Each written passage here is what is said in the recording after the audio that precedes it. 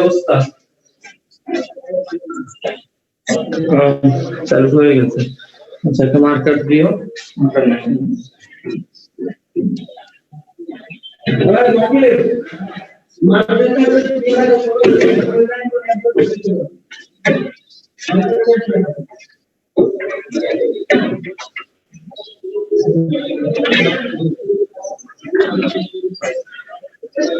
ওয়ালাইকুম আসসালাম। সবাই কেমন আছো? 62 participants। আচ্ছা, এবার আমি যাকে কোশ্চেন ধরবো শুধু সেই কথা বলো, বাকিদের দরকার নাই। রিফাকাত, রামিশা, ইভি, তুমি বলো what is finite verb? Definition বলো, what is finite verb?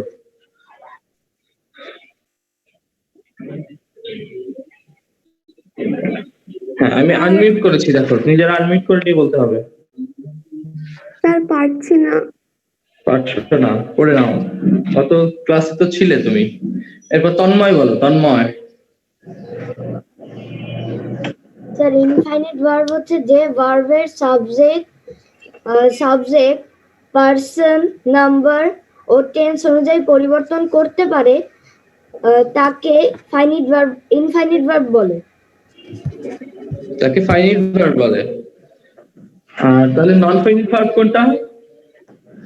What is non finite verb?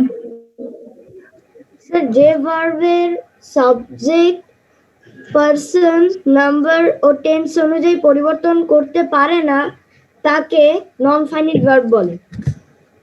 Good, very good.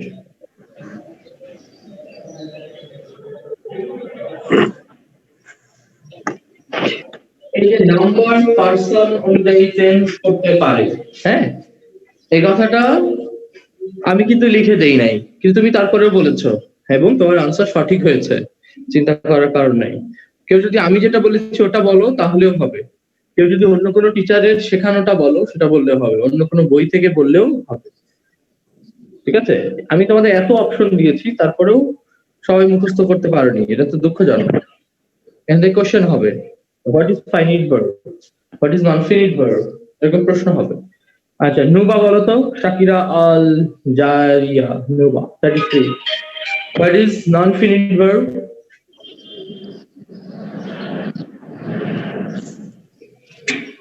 Sir কোনটা বলবো? What is non finite verb? Non finite verb কি? যে ভার্ব দ্বারা কোনো বাক্য কমপ্লিট ধারণা প্রকাশ করে এবং টেন্স চেনা যায় না, ওই ভার্বকে নন ফাইনাইট ভার্ব বলে। আচ্ছা, আমরা লিখেছিলাম এক নাম্বার লিখেছিলাম ফাইনাইট ভার্ব, আর দুই নাম্বার লিখেছিলাম নন ফাইনাইট ভার্ব।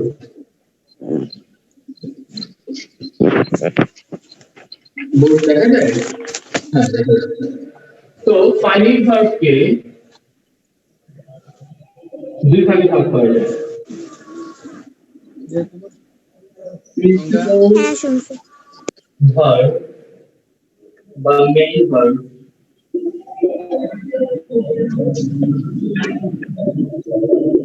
আর হলো অক্সিলারি ভার্ব।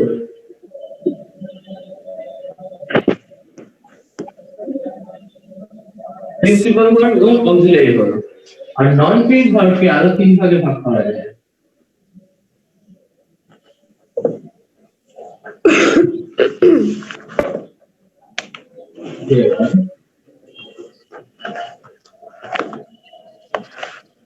Participle,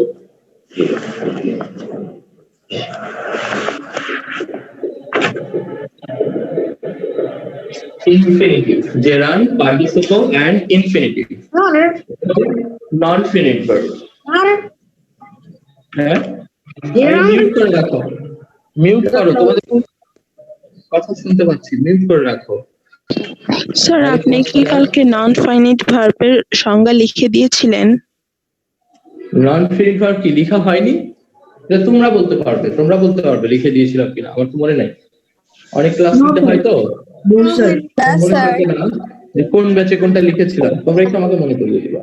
স্যার আপনি নন ফিনিট ভার্ব লিখেন নাই, ফিনিট ভার্বেরটা লিখে দিয়েছেন। ও নন ফিনিট ভার্বটা লেখা হয়নি তাই তো? স্যার লেখেন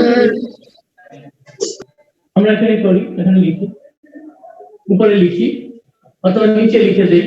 আচ্ছা নন ফিনিট ভার্বটা লিখে দিচ্ছি। তারপর the verb অথবা a verb which can't be changed according to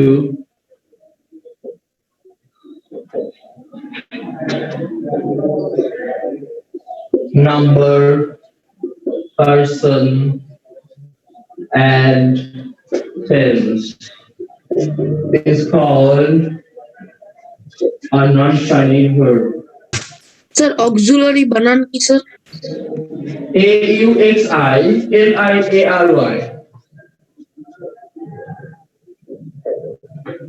sir জেরুন্ড মানে কি? নন ফিনিট ভার্বের জেরুন্ড।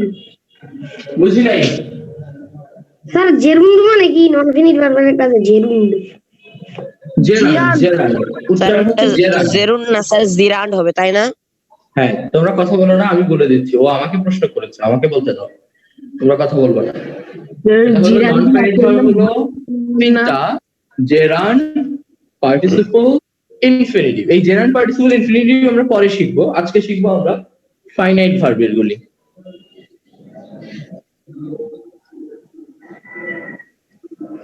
আচ্ছা লেখা শেষ হয়ে গেলে আমাকে বলো এই নন ফাইনাইট ভার্বের ডেফিনিশনটা আমাকে বলতে হবে।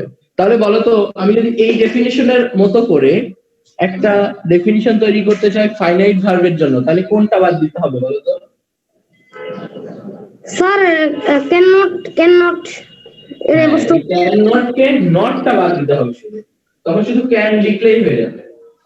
A verb which can be changed according to number, person and tense is called finite verb. আর যদি আমরা can't বলি বা cannot বলি তখন বলতে হবে এটা non finite verb। স্যার এটা তো কালকে থেকে আরো সহজ হয়ে গেল। হ্যাঁ কালকে থেকে আরো সহজ হয়ে গেল। এই জন্য তোমরা আমাকে এক একদিন ধরবা, আমি এক একটা ডেফিনিশন বলবো, আগেরটা বলতে পারবো না, কারণ ওই সময় মাথায় যেটা ছিল সেটা বলেছি, আজকে যেটা মাথায় আছে আজকে এটা বলেছি। মুখস্থ তো করার নাই, মন থেকে বলি। তোমরাও মন থেকে বলবা, তাহলে কখনোই কোনো জিনিস মুখস্থ করা দরকার হবে না এবং সবকিছুই পারবে, বুঝে নিয়ে তারপর লিখে ফেলবা। আচ্ছা এখন আমি এইটা ধরবো, ফাইনাইট ভার্ব এবং নন ফাইনাইট ভার্বের ডেফিনিশনটা কে বলতে পারবে? হাত তোলো তো। দুইটা ডেফিনিশনই যে কোনো রুলস বলতে পারে। আচ্ছা নাজমুন ফারিহা, বলো তুমি বলো।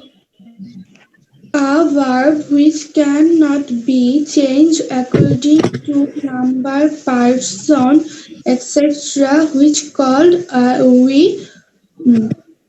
non-finite verb. ওকে তাহলে ফাইনাইট ভার্ব কি? A verb which can be changed according to number, which is called finite verb. Number, person and tense.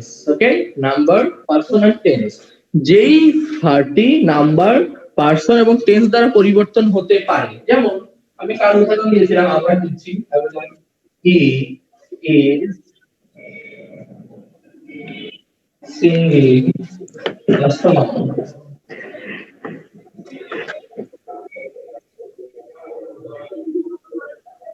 Looking at audience, শ্রোতাদের দিকে তাকিয়ে সে গান গাচ্ছে।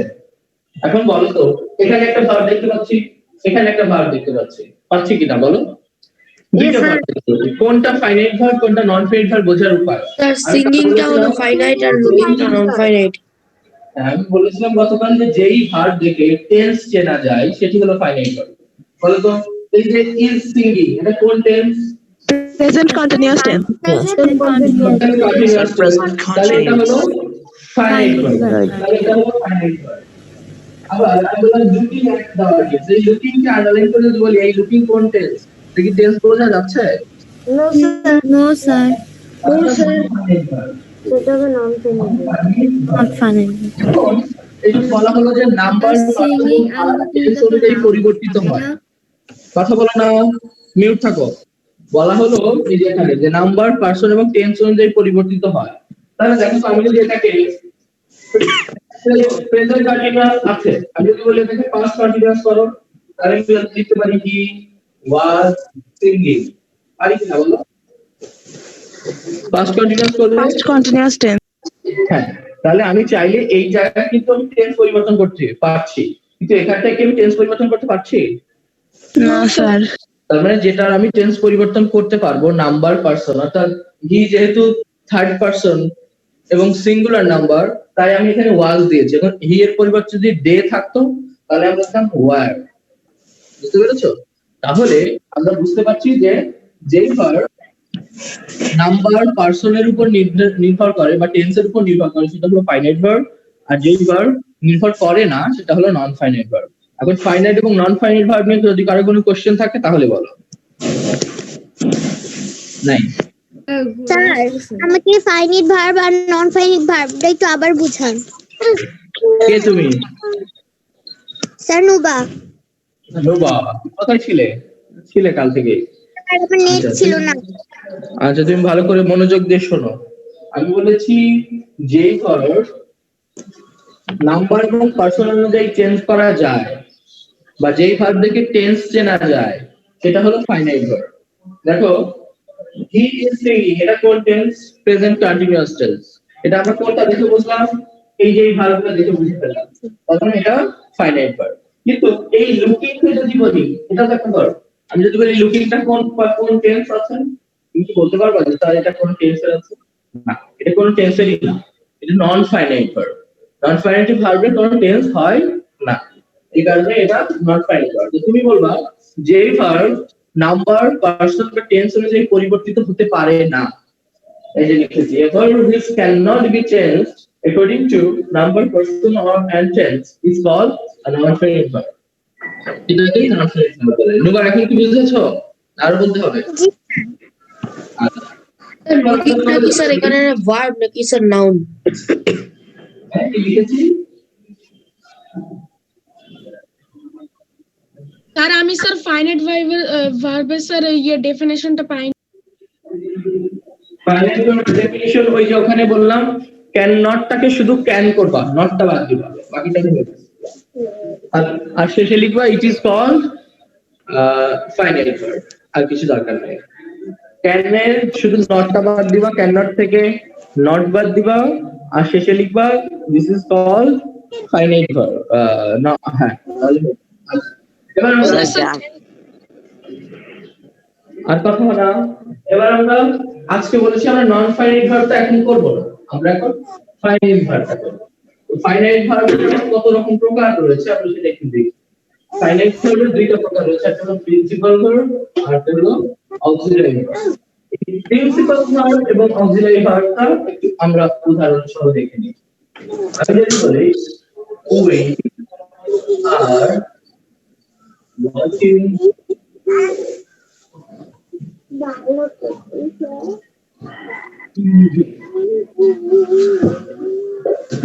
We are watching TV.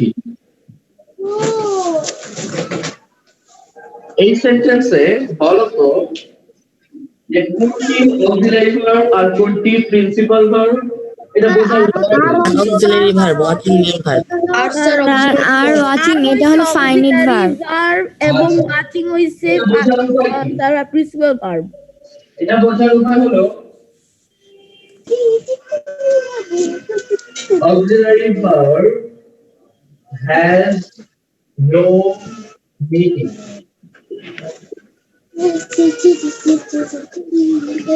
Sir আজকে আপনার স্ক্রিন স্যার বেঁধে বেঁধে যাচ্ছে স্যার।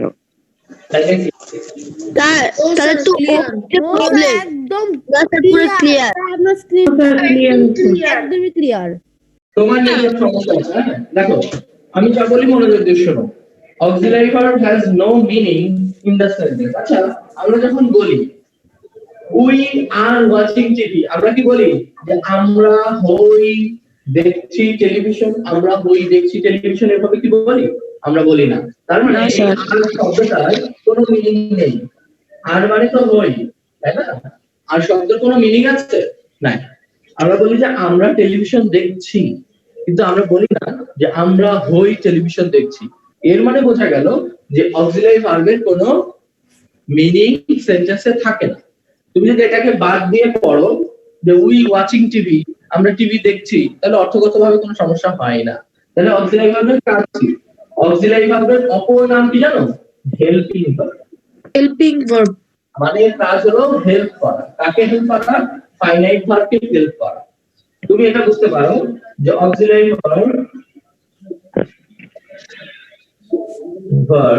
helps to কাকে হেল্প করবে?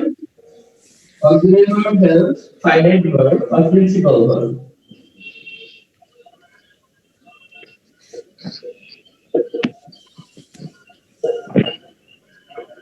to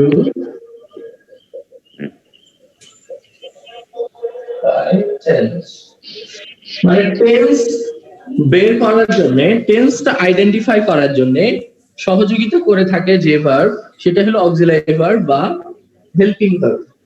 আমি এখন যদি আগে একটা লিখি যে উই বারবার হচ্ছে কেন এরকম কিছু দিয়ে, দে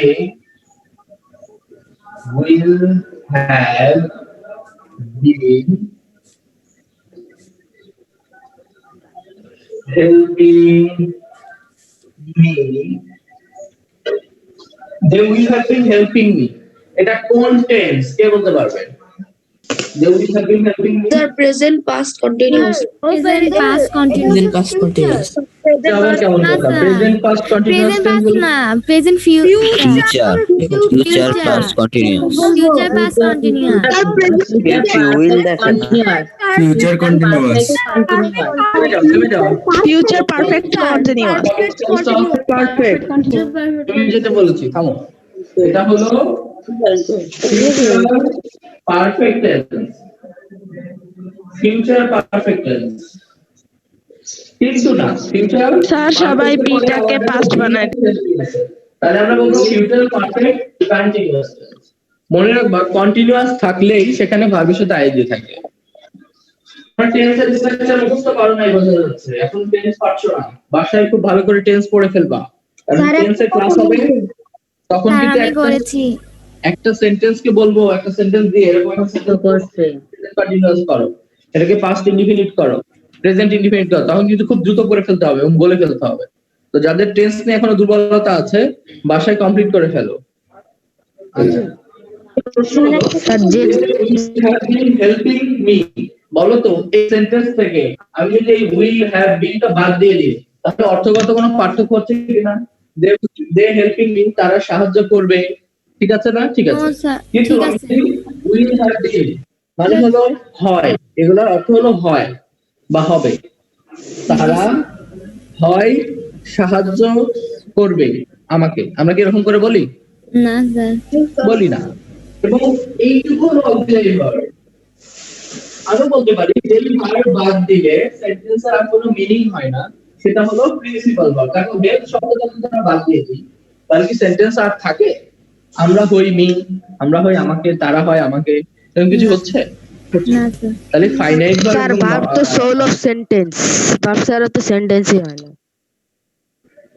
কিন্তু এখানে হেল্পিং ভার্ব হলো ভার্ব। এবার প্রশ্ন হলো, আমি যদি তোমাকে বলি বলো তো মেইন ভার্ব এবং অক্সিলারি ভার্ব বা প্রিন্সিপাল ভার্ব বা হেল্পিং ভার্বের মধ্যে পার্থক্য কি? তুমি বলবে যে স্যার প্রিন্সিপাল ভার্ব হচ্ছে সেই ভার্ব যে ভার্বটা বাদ দিলে সেন্টেন্সের আর কোনো অর্থ থাকে এটা কি বাংলায় লেখা যাবে? না, এটা এখান থেকে তোমাদের কোশ্চেন আসবে না যে what is principal verb, what is auxiliary verb, হ্যাঁ এরকম আইডেন্টিফাই করতে বলবে না, তুমি এভাবে বলতে পারো স্যার যদি আসে স্যার মডেল টেস্ট কবে হবে? স্যার একটা কোশ্চেন ছিল। স্যার এবছরে কি ক্যাডেট পরীক্ষা হয়েছে? স্যার এই যে এর পরীক্ষা যে 29 তারিখে, 29 তারিখ স্যার একটা কোশ্চেন। হ্যাঁ বলো। স্যার আমরা তো বইয়ে পড়ছি প্রিন্সিপাল ভার্ব কোনো ভার্বের সাহায্য নেয় না, আবার অক্সিলারি ভার্ব প্রিন্সিপাল ভার্বকে সাহায্য করে, তো এটা বুঝলাম না। আচ্ছা, the verb which can complete meaning without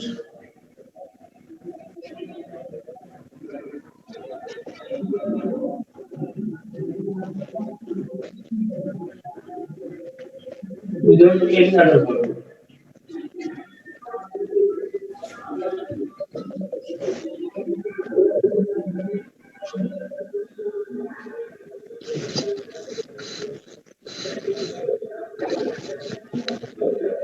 আচ্ছা, ওর কি দেখতে পাচ্ছ এই পাশে?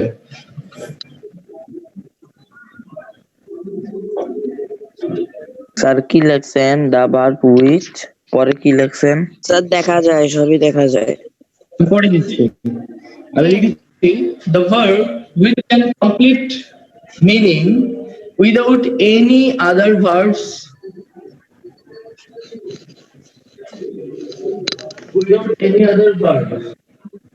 independently, স্বাধীনভাবে, সেটা হচ্ছে প্রিন্সিপাল ভার্ব। আর অক্সিলারি ভার্ব হচ্ছে কি? the verb which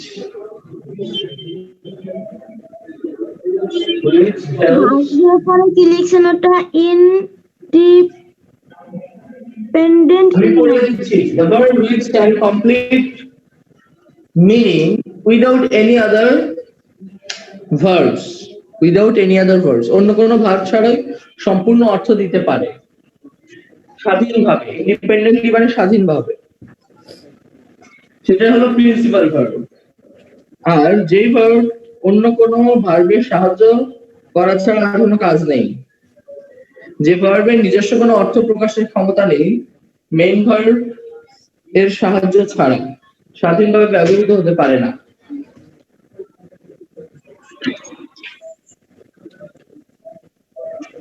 The verb which can't express its meaning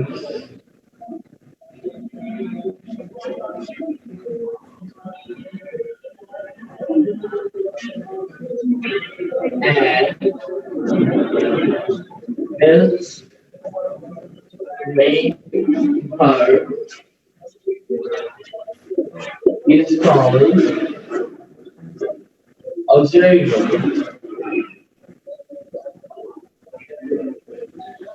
sir একটা প্রশ্ন আছে। The verb which can't express its meaning, যে verb তার নিজের অর্থ প্রকাশ করতে পারে না, and helps main verb, এবং সাহায্য করে থাকে প্রধান ভার্বকে, main ভার্বকে, is called auxiliary verb. সেটাকে বলে auxiliary verb। এই যে will have been এর কোনো অর্থ আছে সেন্টেন্সে নাই স্যার কিন্তু বলছে যে can't express its meaning, কিন্তু এটা স্যার। অন্য ভার্বকে সাহায্য করতে পারে। এখন প্রশ্ন হলো স্যার। এখানে কেন একজন আমাকে প্রশ্ন করেছে, কথা বলো না, আমি যখন বলবো প্রশ্ন করো তখন কথা বলবো। একজন প্রশ্ন করেছে যে স্যার তাহলে এখানে আমরা বলছি যে হেল্প লাগে না, তাহলে এখানে কেন বলা হচ্ছে যে অন্য কোনো ভার্বের হেল্প লাগে না, তাহলে কেন কিভাবে অক্সিলারি ভার্ব হেল্প করছে? এটা হেল্প করছে শুধু টেন্স বোঝানোর জন্য, কিন্তু কমপ্লিট মিনিং এর জন্যই তো হেল্প করা দরকার নেই। দেখো আমি যদি এইটা বাদ দিয়ে দিই, দেখো দে হেল্প মি, তারা আমাকে সাহায্য করে, হচ্ছে না অর্থ? হচ্ছে কিনা? তারা আমাকে সাহায্য করে, তাহলে হেল্পের অর্থ সাহায্য করা, এটা কি তুমি পরিপূর্ণভাবে পাচ্ছ কি পাচ্ছ না? পাচ্ছ। তার মানে এটা হেল্পের অর্থ যদি তুমি পাও তাহলে এটা ফাইনাইট ভার্ব। আর এই উইল হ্যাভ বিন, এটার কোনো অর্থ পাচ্ছ? পাচ্ছ না। এটার কোনো অর্থ কি সেন্টেন্সে আমরা ব্যবহার করি? উইল হ্যাভ বিন এর নো স্যার। করি না, তাহলে নন ফাইনাইট ভার্ব। এটা শুধুমাত্র আমাদের হেল্প করে টেন্স খুঁজে বের করার জন্য, টেন্সটা সঠিক করার জন্য ব্যবহার করে, কিন্তু এটার কোনো অর্থ নেই, এটা অর্থ দেওয়ার ক্ষেত্রে কোনো সহযোগিতা করে না। এখন কি বুঝেছো নাকি আরো কোশ্চেন আছে যে আমাকে প্রশ্ন করেছিলে? স্যার এখানে কি লিখছেন? Helping verb without any Without any other verbs help. Any other verb help লিখো, help লিখে দাও, না লিখলে তোমরা বুঝবে না। Helps independently, বুঝছো না বুঝতে পারছো না এখনো? আমি এনি আফটার লিখে। Any স্যার other, আমার একটা any প্রশ্ন other? বলো, প্রশ্ন বলো। স্যার আমরা বিভিন্ন জায়গায় বিভিন্ন সংজ্ঞা দিতে স্যার আমরা সবসময় লাস্টে লিখি যে ইজ কল্ড, যদি আমরা ভার্ব দিই তাহলে স্যার সংজ্ঞাটা দিয়ে স্যার বলি is called verb. Sir is called, sir called এর পরে ইডি যোগ করার স্যার সিস্টেমটা কি স্যার একটু বললে ভালো হয়। এটা প্যাসিভ, এটাকে বলা হয়, এটাকে বলা হয়, বল মানে ডাকা বা বলা। এখন তুমি কি বলো এই ভার্ব বলে না ভার্বকে বলা হয়? বলো তো, এটাকে কি ভার্ব বলে নাকি ভার্বকেই বলা হয়? ভার্ব। এই শব্দকে ভার্ব বলা হয় না ভার্ব নিজেকে ভার্ব বলে? ভার্বকেই বলা হয়। হ্যাঁ, ভার্বকেই বলা হয়। তার মানে ভার্বের নিজের কোনো ক্ষমতা নেই বলার, ভার্ব তো নিজেই নিজেকে ভার্ব বলতে পারে না, ভার্বকে আমরা বলি বা অন্য কেউ বলে। এই কারণে এটাকে বলে passive, passive voice. Passive voice তোমাদেরকে যখন অ্যাক্টিভ টু প্যাসিভ ভয়েস শেখানো হবে তখন এগুলোর অর্থ বুঝতে পারবে। যেমন আমি যদি বলি যে আমাদের বাড়ি নির্মাণ করা হচ্ছে, আমি বললাম যে আমাদের ক্লাস চলছে। এখন ক্লাস চলছে, তারপর আমি বললাম যে একটা টেবিল তৈরি করা হয়েছে। এখন কি আমি বলেছি যে মিস্ত্রি টেবিল তৈরি করেছে? কাঠমিস্ত্রি বলি নাই। যদি বলি তাহলে সেটা হবে অ্যাক্টিভ সেন্টেন্স, আর যদি আমি বলি না তৈরি করা হয়েছে কিন্তু কে তৈরি করেছে সেটা বলি নাই, তারপরে সেটা প্যাসিভ। এখানে কে ডাকে, কে তাকে অক্সিলারি ভার্ব বলে, এটা কি বলা আছে যে আমরা তাকে অক্সিলারি ভার্ব বলি? নাই। যদি বলতে পারতাম যে we call him auxiliary verb তাহলে হতো, কিন্তু আমি সেটা বলি নাই, বলেছি যে অক্সিলারি ভার্ব বলে ডাকা হয়। তো যাই হোক, এটা প্যাসিভ শেখার সময় শিখবা, চিন্তা করে লাভ নেই। এরপর আমরা প্রিন্সিপাল ভার্ব এবং অক্সিলারি ভার্ব সম্পর্কে মোটামুটি ধারণা পেলাম। এখন প্রিন্সিপাল ভার্ব এবং অক্সিলারি ভার্বকে আবার ভাগ করা যায়, বুঝেছো? প্রিন্সিপাল ভার্বকে কি দুই ভাগে ভাগ করা হয়েছে, একটা হলো সরি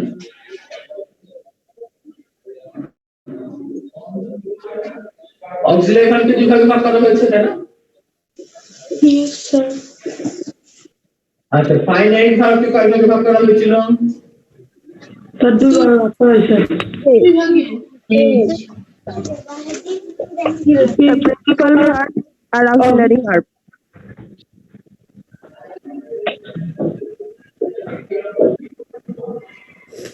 এখন প্রিন্সিপাল ভার্বকে আরো ভাগ করা যায়। প্রিন্সিপাল ভার্বকে ভাগ করা যায় ট্রানজিটিভ ভার্ব স্যার। ট্রানজিটিভ, হ্যাঁ এটা হচ্ছে ইন্টারজিটিভ।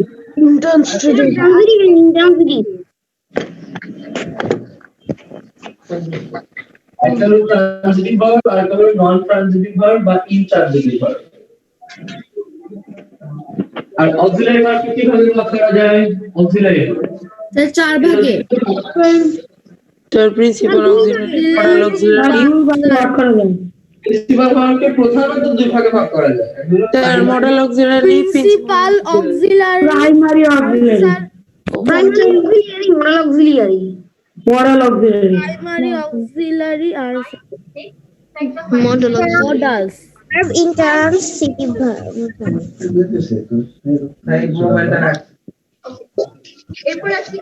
একটা হলো প্রাইমারি অক্সিলারি ভার্ব আর একটা হলো মডেল অক্সিলারি ভার্ব। জি স্যার। যতগুলো প্রকারভেদ করলাম, এখন এই প্রকারভেদগুলি আমাকে বলতে হবে, কেউ একজন বলবে। প্রথম বলতে এরকম যে স্যার ভার্বকে প্রধানত দুই ভাগে ভাগ করা যায়, একটা হলো ফাইনাইট ভার্ব আর একটা হলো নন ফাইনাইট ভার্ব। ফাইনাইট ভার্বকে দুই ভাগে ভাগ করা যায়, একটা হলো প্রিন্সিপাল আর একটা হলো অক্সিলারি ভার্ব। প্রিন্সিপাল ভার্বকে আবার দুই ভাগে ভাগ করা যায়, ট্রানজিটিভ ভার্ব, ইনট্রানজিটিভ ভার্ব। এইবার বলবে নন ফিনিট ভার্বের কথা। নন ফিনিট ভার্বকে তিন ভাগে ভাগ করা যায়, gerund, participle, infinitive.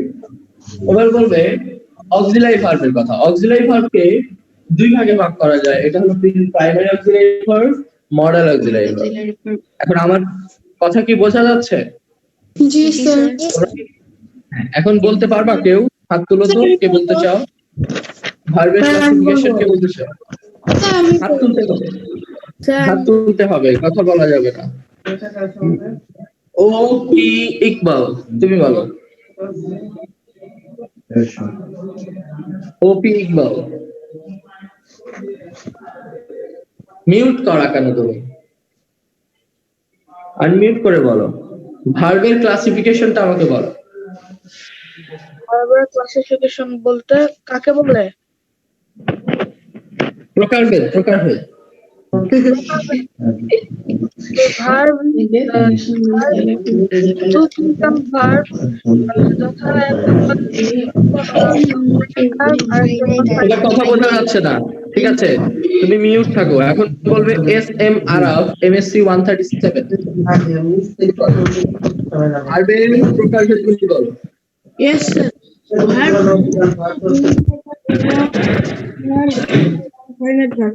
Finite verb প্রধানত দুই প্রকার, যেমন প্রিন্সিপাল ভার্ব এবং auxiliary verb. Non finite verb তিন প্রকার, যেমন principal verb, gerund and infinitive. আর প্রিন্সিপাল ভার্ব দুই প্রকার, যেমন ইনট্রান্সিটিভ ভার্ব এবং পার্টিসিপল নাই। আচ্ছা ঠিক আছে, এস এম আরাফ তুমি আরো ভালো করে পড়ো। এখন যে বলবে সে হাত তুলে আছে, হাত তুলো। আরাফাত শেখ ইভি 32 বলো। তো ভার্বকে প্রধানত দুই ভাগে ভাগ করা হয়েছে, ফিনিট ভার্ব, নন ফিনিট ভার্ব। ফিনিট ভার্বকে দুই ভাগে ভাগ করা হয়েছে, প্রিন্সিপাল ভার্ব, অক্সিলারি ভার্ব। নন ফিনিট ভার্বকে দুই ভাগে ভাগ করা হয়েছে, দেন পার্টিসিপাল, ইনফিনিটিভ। প্রিন্সিপাল ভার্বকে দুই ভাগে ভাগ করা হয়েছে, ট্রানজিটিভ, ইনট্রান্সিটিভ। ভার্বকে দুই ভাগে ভাগ করা হয়েছে, primary auxiliary, modal auxiliary. Good, very good. Ayesha Lamia বলবে 22। স্যার আমি বলবো। হ্যাঁ বলো, আয়েশা বলো। ফাইনাইট ভার্ব দুই প্রকার, principal verb, main verb, auxiliary verb. Non finite verb তিন প্রকার, জেরান্ড, পার্টিসিপল, আর একটা হলো ইনডিফাইনাইট ভার্ব। তারপরে ইনফিনিটিভ, ইনডিফিনিট। পার্টিসিপল। আচ্ছা থাক, ওটা সবার লাগবে না, ওটা পরে যাচ্ছে। আমরা নন ফাইনাইটিভ ভার্বের উপরে আলাদা স্যার আমি বলি তখন শিখবো। আচ্ছা তোমরা একটা জিনিস আমাকে মাত্র মনে করিয়ে দিল, আমাকে কি যেন নাম ওর, বললো যে স্যার আজকে তো শুক্রবার, আজকে তো আমাদের ইংরেজিতে কথা বলার কথা ছিল। হ্যাঁ সেটাই ছিল, কিন্তু আমি তো ভুলে গিয়েছি। আমি তো সকালে অবশ্য একটা ক্লাস নিয়েছি, ওখানে টোটাল ইংরেজিতে ডিবেট কম্পিটিশন করাই, ফিকশনারি গেম খেলি, তো টোটালটা ইংরেজিতে করি আমরা ওটা। তো ওটা করে, হ্যাঁ ওটা করে এসে আমি ভেবেছিলাম তোমাদের আজ শুক্রবার করাবো, কিন্তু কেন জানি ভুলে গিয়েছি। তোমরা যদি আরেকটু আগে মনে করিয়ে দিতে বা ক্লাসে আসার সাথে সাথে good morning sir, how are you sir, এগুলো বলতে, তাহলে আমি বুঝে ফেলতাম। বা today is our English speaking day, এরকম কিছু বলতে, তাহলে আমার মনে পড়ে যেত। যাই হোক, আজকে তো ক্লাসের শেষ হয়ে গেল। স্যার কালকে বলেছিলাম যে আমরা শুক্রবারটা ইংরেজিতে কথা বলার চেষ্টা করব। কালকে বলবেন কালকে, তাহলে স্যার আমাদের ইংলিশ এই পর্যন্ত শিখলাম, আমরা এই পর্যন্ত শিখলাম প্রাইমারি অক্সিলারি এবং মডেল অক্সিলারি। প্রাইমারি অক্সিলারি এবং মডেল অক্সিলারি এগুলোর উদাহরণ দেখতে হবে। মডেল অক্সিলারির উদাহরণ দেখতে হবে, ট্রানজিটিভ, ইনট্রানজিটিভের উদাহরণ দেখতে হবে। স্যার আমার একটা প্রশ্ন আছে প্রবলেম কি বলো sir? To do verb, to have verb, to be verb sir কোনটার মানে স্যার প্রকারভেদ? প্রাইমারি অক্সিলারি ভার্ব না স্যার? প্রাইমারি অক্সিলারি, এই প্রাইমারি অক্সিলারি বংশধর, প্রাইমারি অক্সিলারি বাচ্চা নিজের হাতে এটাকে টু ডু বলা যায়, টু ডু ভার্ব বলা যায়। এই টু ডু ভার্ব হচ্ছে কি, দেখো ডু ডিড, ডু ডাজ,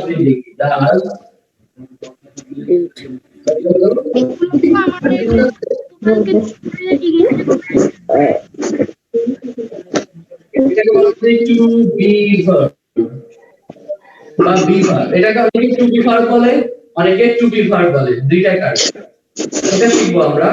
এটা হচ্ছে লিখো and is, are, was, sir be, will. Sir বলো স্যার ওটা কি স্যার এটা বুঝতে And পারতেছি না। is, are, was, were, be, being, been. আচ্ছা sir be Be, be, being, be been. শব্দ করে মিট করে রাখো না কেন? এটা ফাইন্ড আউট করো তো কে এরকম শব্দ করছে আর মিট করে রেখেছে। এই বোকাটা কে? হ্যাঁ, এই বোকাটা কে এত শব্দ করে? রিমুভ করে দেবো আমি ক্লাসে আর ঢুকতেই পারবো না।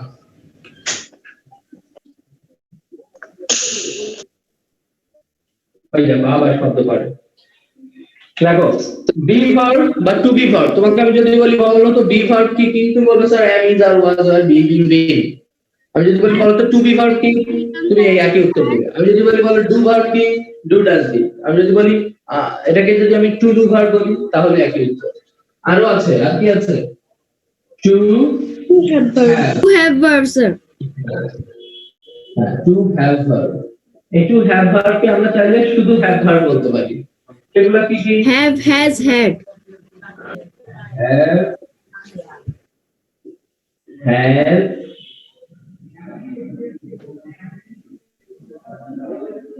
আর হচ্ছে had। স্যার এগুলো তো সব ফ্যামিলি ট্রির মতো হয়ে যায়। হ্যাঁ হয়ে যায়।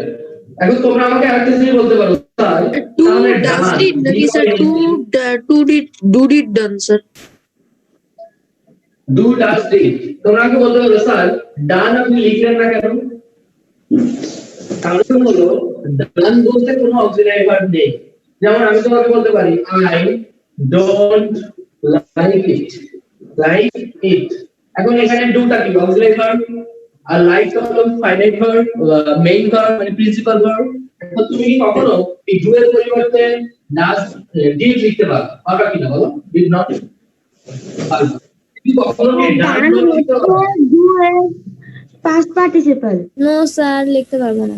কখনো কিন্তু তুমি ডান নট লিখতে পারবে না, কারণ ডান বলে কোনো অক্সিলারি ভার্ব নেই। আশা করি উত্তরটা বুঝতে পেরেছো। সেই কারণে ডান হবে না, ডু ডাজ ডিড হবে।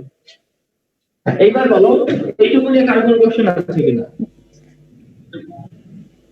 স্যার এখান থেকে কিভাবে কোশ্চেন আসতে পারে পরীক্ষায়? প্রশ্ন আসতে পারে হোয়াট ইজ, হতে পারে না স্যার। বিং হতে পারে না। বিংটা কি ধরনের ভার্ব? বুঝি না, আমার বলো। স্যার ডুইং হতে পারে না। কোথায় ডুইং? জি স্যার ওইটা বলেছে। ডুইং তো অক্সিলারি ভার্ব না। স্যার ডুইং তো নাউন। ডুইং তো অক্সিলারি ভার্ব না। অক্সিলারি ভার্ব হচ্ছে যেগুলো ওকে স্যার। নেগেটিভ ইন্ট্রোগেটিভ করতে সাহায্য করে। স্যার পরীক্ষা কি সংজ্ঞা দিতে বলবে?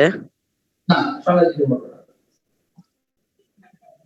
তোমাকে জানতে হবে, বিভিন্ন সময় আইডেন্টিফাই করতে বলবে। এরকম বলবে যে এই ফিল ইন দ্য ব্ল্যাঙ্কস কি, কথা বলো না। তোমাকে এরকম প্রশ্ন আসবে যে এই fill in the blanks A have verb ব্যবহার করো। যেমন আমি একটা উদাহরণ দিয়েছি, আই gone there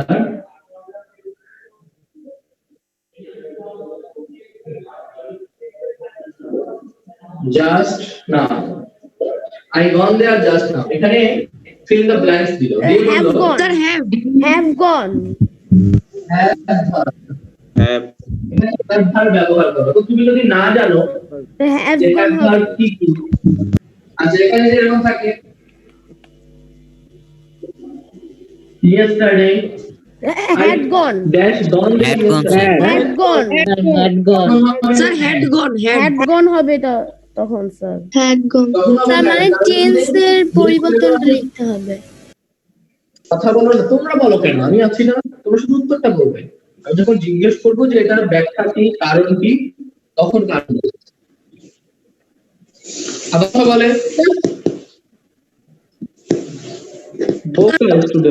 স্যার যদি টুমরো থাকতো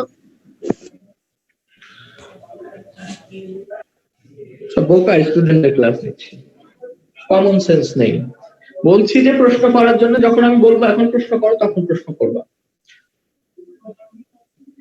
আমি কি বলি না, প্রত্যেকবার বলি না লেখা শেষ হয়ে যাওয়ার পরে বলি কিনা এবার কোনো প্রশ্ন আছে কিনা বলো, তখন বললাম। আগেই যদি প্রশ্ন করো তাহলে আমি যেটা বলতে যাচ্ছি সেটা তো ভুলে যাবো।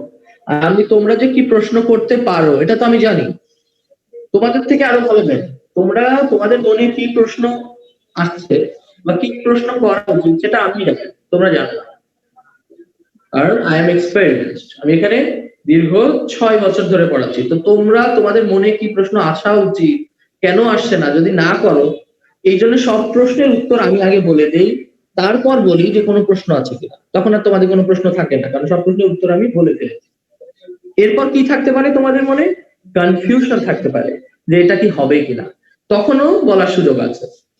আচ্ছা আমি বলি, এখানে ইয়েস্টারডে থাকার কারণে এটা পাস্ট টেন্স কে নির্দেশ করছে, অতীত নির্দেশ করছে। অতীত নির্দেশ করলে তখন এখানে আমরা এটাকে পাস্ট পারফেক্ট করব, অর্থাৎ হ্যাভ ভার্ব ব্যবহার করছি। আর আমরা জানি হ্যাভ ভার্ব মানে হ্যাভ, হ্যাজ, হ্যাড, তাই এখানে আমরা যে কোনো একটা ব্যবহার করতে পারি টেন্স অনুসারে। হ্যাঁ, এখানে টু হ্যাভ ভার্ব বলতে পারে বা হ্যাভ ভার্ব বলতে পারে, এটা বুঝে নিতে হবে। আচ্ছা এখান থেকে আর কোনো কোশ্চেন থাকার কথা না, যদি থাকে হাত তুলো। নাই, কোনো কোশ্চেন নাই, কেউ হাত তুলে নাই মনে হচ্ছে। আচ্ছা যাই হোক,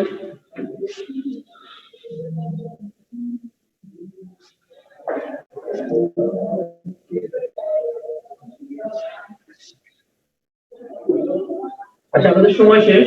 নেক্সট ক্লাসে তোমরা আমাকে বলবা যে স্যার আমাদের প্রিন্সিপাল ভার্বের ট্রানজিটিভ ইনট্রানজিটিভ বলা হয়েছে কিন্তু এক্সাম্পল দেয়া হয়নি, ঠিক আছে? তোমাদের কাজ হলো আজকে যত পর্যন্ত পড়ানো হলো এইগুলা ভালো করে পড়া। আর আজকে লেকচার প্ল্যানে কি ছিল? ভার্ব ছিল না অন্য কিছু ছিল? ভার্ব ছিল নাকি অন্য কিছু ছিল?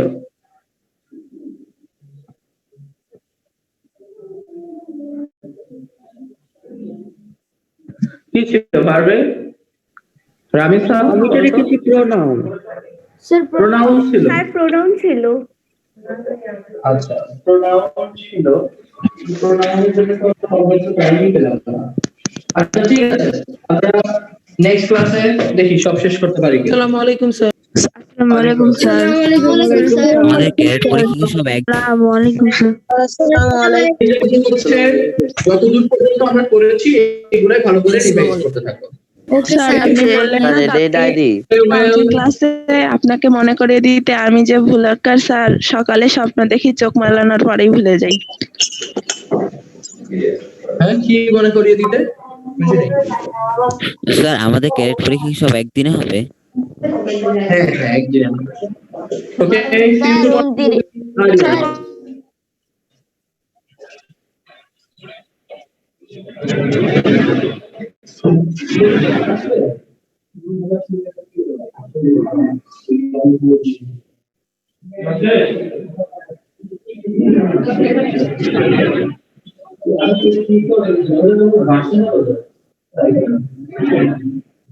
বন্ধুদের ক্লাস কোথায়?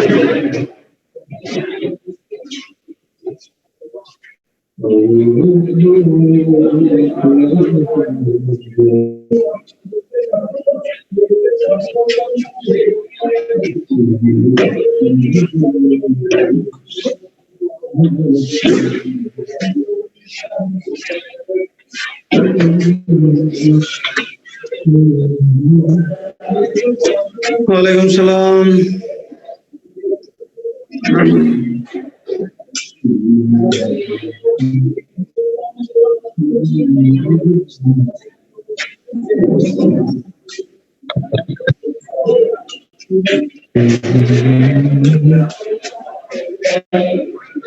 ওয়ালাইকুম সালাম, সবাই তো ভালো আছো না?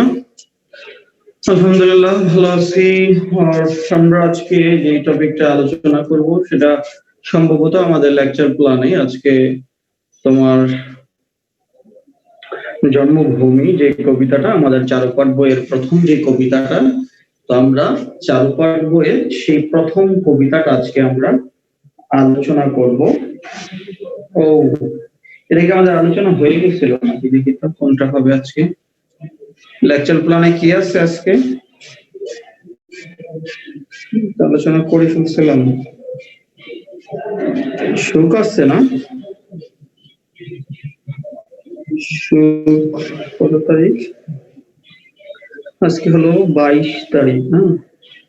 পড়ানো হবে সুখ কবিতা। আচ্ছা, তাহলে আমরা সুখের খোঁজে যাব, কারণ পৃথিবীর প্রতিটা মানুষই কি চায়?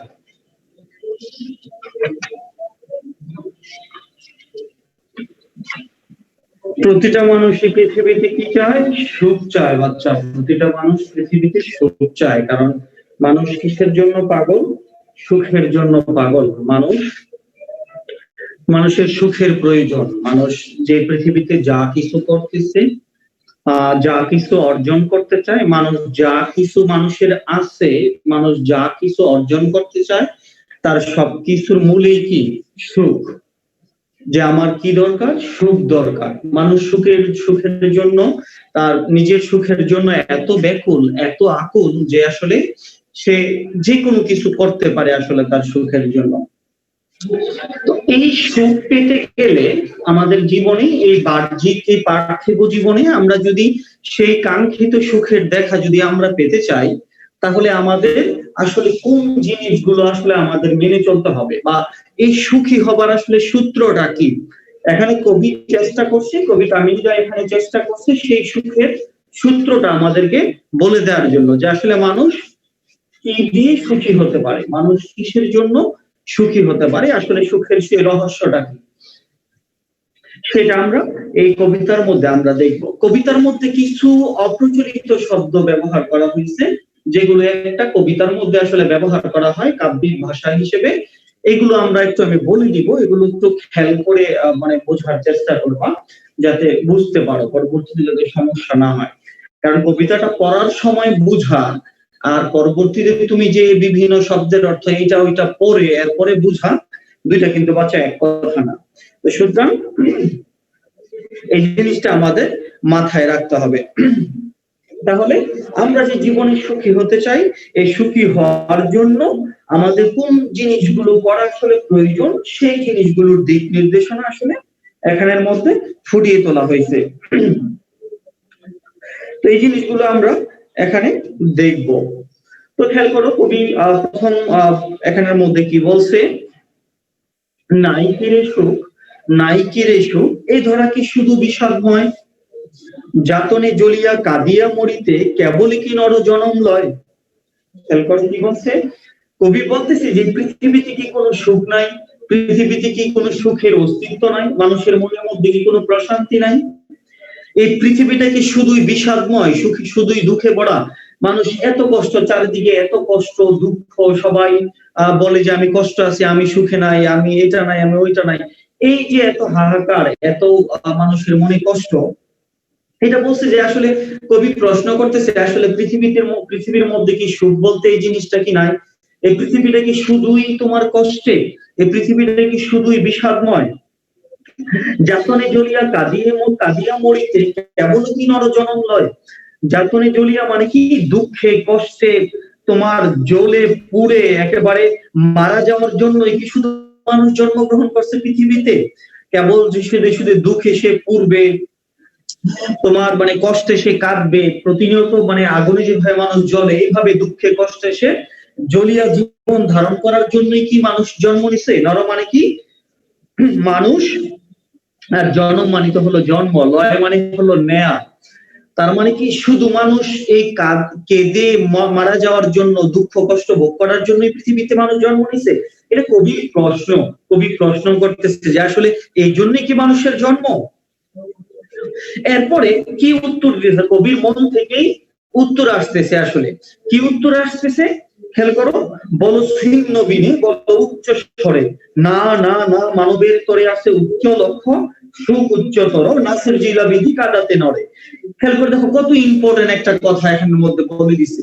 সৃষ্টিকর্তার নিজের যে কথাটা, সৃষ্টিকর্তার কথাটা এখানের মধ্যে কবি বলে দিছে। কবি বলতেছে যে না, তোমার উচ্চ স্বরে মানে কি? কবি বলতেছে বলো ছিন্ন বীণা। আমরা জানি বীণা দ্বারা কি করা হয়, তোমার বাদ্যযন্ত্র, বীণা একটা বাদ্যযন্ত্র, এটা আওয়াজ হয় এটা দিয়ে, এটা তার যদি তোমার ছিঁড়ে যায়, এটা খুব কর্কশ উচ্চ তোমার মানে আওয়াজ করতে পারে এটা। তো কবি বলতেছে এমন উচ্চ স্বরে তুমি মানে চিৎকার করে তুমি এমন উচ্চ স্বরে বলো যে না, মানুষকে শুধু না না মানে কি, মানুষ আসলে মানুষকে কাঁদানোর জন্য সৃষ্টি করা হয় না। মানবের স্তরে আছে উচ্চ লক্ষ্য, সুখ উচ্চতর। বলতেছে মানুষের জীবনে কি আছে? উচ্চ লক্ষ্য আছে। মানুষের জীবনে উচ্চ লক্ষ্য আছে, মানুষের জীবনে উচ্চতর সুখ আছে। তো তুমি তোমার জীবনে যে এই উচ্চ লক্ষ্য আছে এবং উচ্চ সুখ আছে, এই জিনিসটা তোমার কি করতে হবে? উপলব্ধি করতে হবে যে না, আমি মানুষ, আমাকে এইভাবে পাঠানো হয় না। এই কথাটাই এখানে কবি পরের লাইনে বলছে, কি বলছে দেখো তো, না সৃজিলা বিধি কাদাতে নড়ে। না মানে হলো না, সৃজিলা মানে হলো সৃজন করা বা সৃষ্টি করা, বিধি মানে হলো সৃষ্টিকর্তা, কাদাতে মানে হলো কান্না করানোর জন্য, আর নরে মানে হলো মানুষকে। তার মানে কি, সৃষ্টিকর্তা মানুষকে কাঁদানোর জন্য কি করে নাই? সৃষ্টি করে নাই। না সৃজিলা বিধি কাদাতে নড়ে, অর্থাৎ মানুষকে আল্লাহ তাআলা কাঁদানোর জন্য কোন মানুষকে পৃথিবীতে সৃষ্টি করে নাই। আল্লাহ তাআলা মানুষকে এই জন্য সৃষ্টি করে নাই যে আমি বান্দাদের তৈরি করে দিলাম, আমার বান্দারা পৃথিবীতে যাবে, পৃথিবীতে যে এরা শুধু কান্না করবে আর কষ্ট করবে, তারা কোনো সুখ পাবে না, এমনটা হতে পারে না। এই জন্য মানুষকে আল্লাহ সৃষ্টি করে নাই যে তারা শুধু কান্নাকারি করবে এবং কষ্ট পাবে। মানুষ কি করবে? তার যে উচ্চ লক্ষ্য এবং উচ্চ সুখ আছে, ওই জিনিসটা সে অর্জন করবে তার কর্মের মাধ্যমে। সৃজিলা মানে হলো বাচ্চা সৃষ্টি করা, সৃজিলা মানে হলো সৃষ্টি করা। এরপরে কথাটা কি বলছে দেখো, কার্যক্ষেত্র ওই প্রশস্ত পুরিয়া সমরঙ্গন সংসার। এই তুমি খেয়াল করে দেখো, এখানে কবি আমাদের সংসার জীবনকে কিসের সাথে তুলনা করছে? রণর সাথে তুলনা করছে, যুদ্ধের সাথে তুলনা করছে। এটা সমরঙ্গন। আমাদের এই সংসার জীবনটাকে, এই দুনিয়ার জীবনটাকে একটা যুদ্ধক্ষেত্র হিসেবে কবি কল্পনা করছে বা বলছে এখানের মধ্যে। কার্যক্ষেত্র ওই প্রশস্ত করিয়া, আমাদের এখানে এই পৃথিবীতে বিস্তৃত একটা কার্যক্ষেত্র ওই প্রশস্ত করিয়া, অর্থাৎ আমাদের পৃথিবীটা খুব বড় বিশাল একটা কার্যক্ষেত্র, যেখানের মধ্যে আমরা কাজ করছি, প্রতিনিয়ত কাজ করেই যাচ্ছি। তো এটাকে কবি কি বলছে? এই প্রশস্ত এই পৃথিবীটাকে, এই বিশাল এই পৃথিবীটাকে কবি কি বলছে? সমরঙ্গন সংসার। আমাদের এই সংসার জীবনটাকে, আমাদের এই পার্থিব জীবনটাকে কবি সমরঙ্গন বলছে। সমর মানে যুদ্ধ, অঙ্গন মানে হলো আঙিনা বা ক্ষেত্র। তার মানে আমাদের এই সংসারটা একটা কি ক্ষেত্র বাচ্চা? একটা যুদ্ধ ক্ষেত্র। এখন বলতে পারো সংসার আবার যুদ্ধ ক্ষেত্র হয় কিভাবে? তুমি বাচ্চা, তুমি বুঝবা না, তুমি ক্লাস 6 এর একজন শিক্ষার্থী, তোমার পক্ষে সংসার যে একটা সমরাঙ্গন, একটা যুদ্ধক্ষেত্র, তোমার পক্ষে এটা বোঝা সম্ভব না।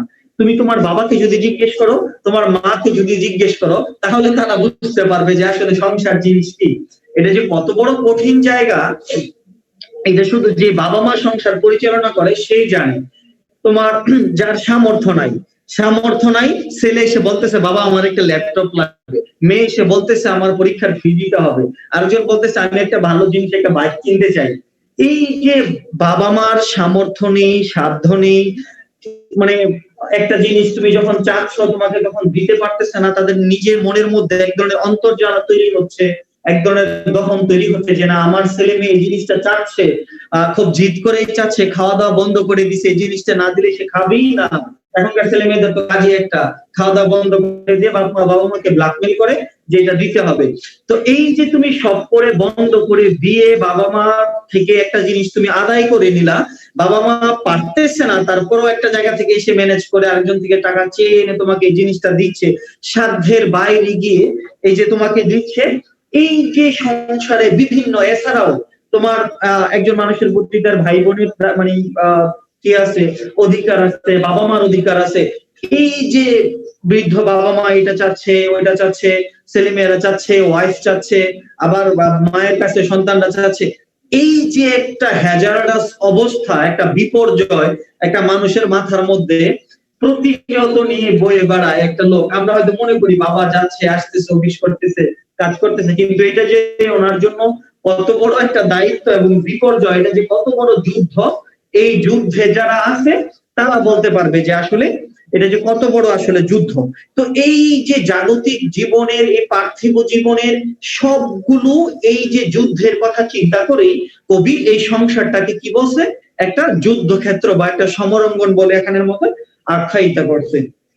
তো এই যে সমরাঙ্গন, এই যে যুদ্ধক্ষেত্র, এটা থেকে আমরা উতরে যাব কিভাবে, এই যুদ্ধক্ষেত্র থেকে আমরা বিজয়ী বেশে পার পেয়ে যাব কিভাবে, এটা যে যুদ্ধক্ষেত্র এটা যেমন কবি বলছে, আবার এই যুদ্ধক্ষেত্র থেকে কিভাবে আমরা পার পেয়ে যেতে পারি, উতরে যেতে পারি, এই জিনিসটা, এই উপায়টাও কবি এখানে বলে দিচ্ছে তার পরের দুইটা লাইন। কি বলছে দেখো তো, যাও বীর বেশে করো গিয়া রণ, যে জিনিবে শুক্লবি বেশেই। কবি বলতেছে এই যে যুদ্ধক্ষেত্র, এই যে যুদ্ধক্ষেত্র তোমাকে কি করতে হবে, যুদ্ধ করতে হবে। যুদ্ধক্ষেত্রে যেহেতু সংসারটা একটা যুদ্ধ করতে হবে, এখন যুদ্ধক্ষেত্রে তুমি কিভাবে যাবা, কাপুরুষের মতো যাবা, যে আমি কাপুরুষ, আমি কাওয়ার্ড, আমি এখানে আসছি যুদ্ধ করার জন্য, আমাকে কেউ এসে মেরে দিয়ে চলে যাও, আমি হেরে যাই যুদ্ধে, এমনটা কি হয়? আমরা চাইবো আমাদের মুক্তিযুদ্ধের মধ্যে যেমন মানুষের জীবন দিয়ে ঝাঁপিয়ে পড়ছে, যারা যতদিন বেঁচে আছি, যতদিন মানে দেহে প্রাণ আছে ততদিন যুদ্ধ করে যাব। তো সংসারটা এমন, কবি বলছে যাও বীর বেশে করো গিয়া রণ, যে জিনিবে শুক্লবি বেশেই। কবি বলতেছে যে এই যুদ্ধটার মধ্যে তোমাকে কোন বেশে যেতে হবে, বীর বেশে যেতে হবে। এই যুদ্ধটা তোমার কিভাবে মোকাবেলা করতে হবে, বীর বেশে মোকাবেলা করতে হবে।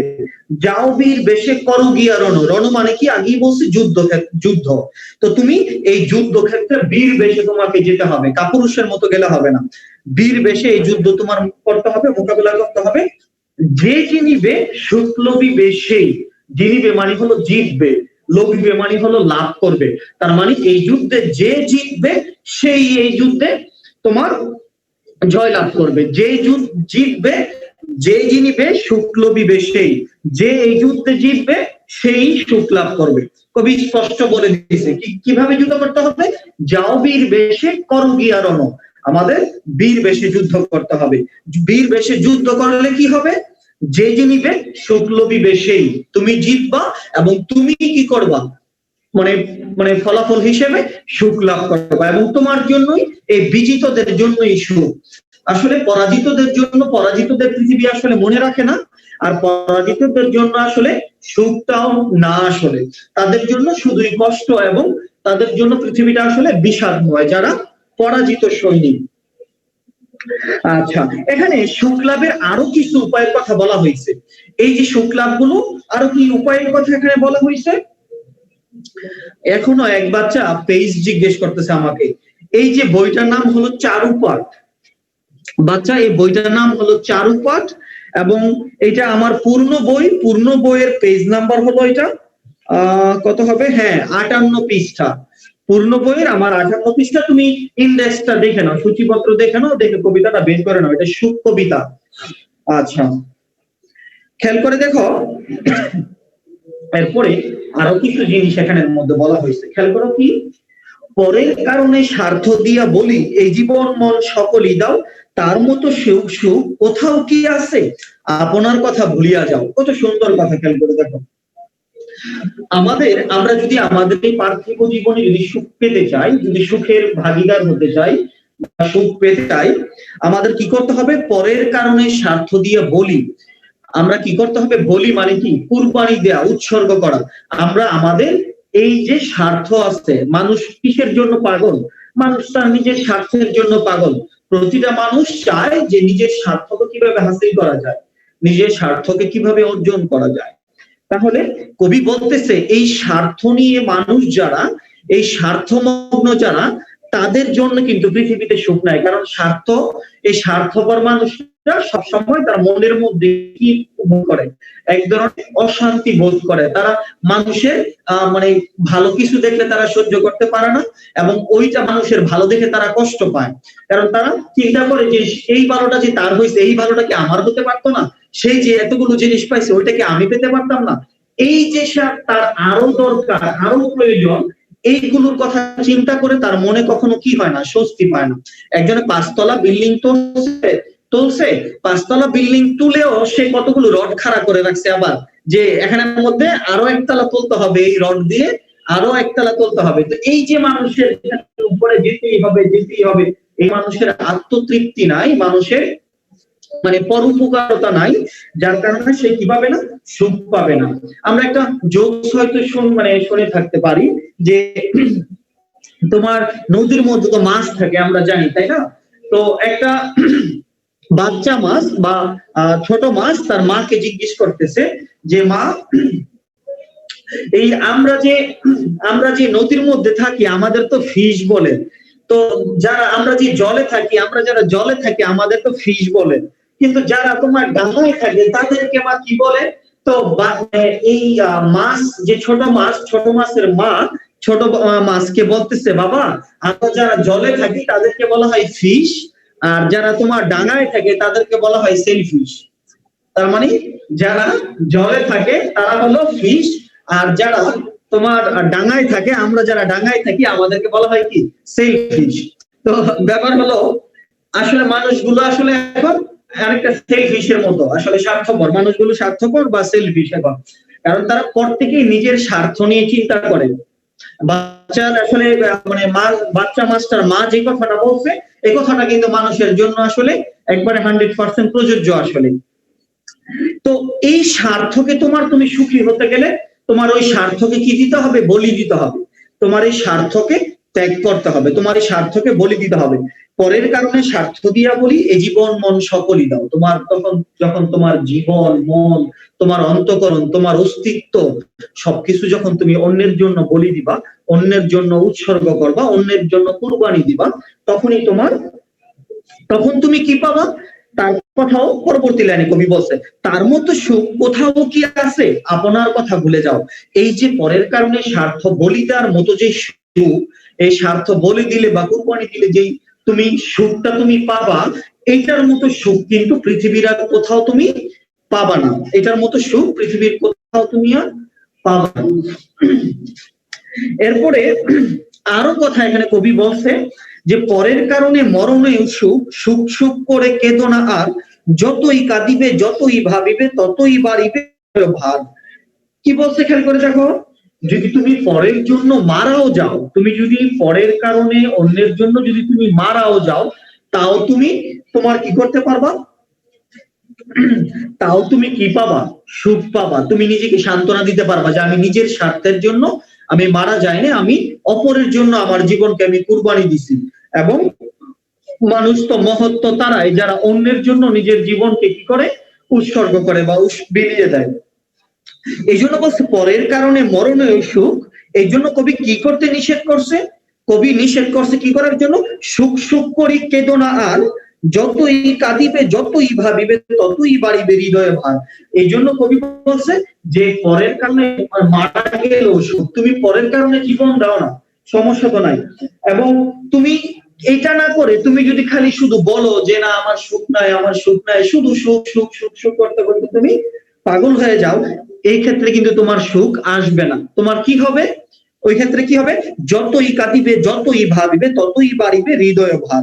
তুমি যতই এই সুখ নিয়ে কান্নাকাটি করবা, যতই তুমি সুখ নিয়ে তুমি ভাববা, ততই তোমার হৃদয়ের যে কষ্ট, হৃদয় ভার মানে কি, হৃদয়ের কষ্ট, ততই তোমার হৃদয়ের মনের দুঃখ কষ্ট আরো কি যাবে, আরো বেড়ে যাবে, আরো তোমার দুঃখ কষ্ট আরো দ্বিগুণ হয়ে যাবে। এটা দূর করার উপায় কি?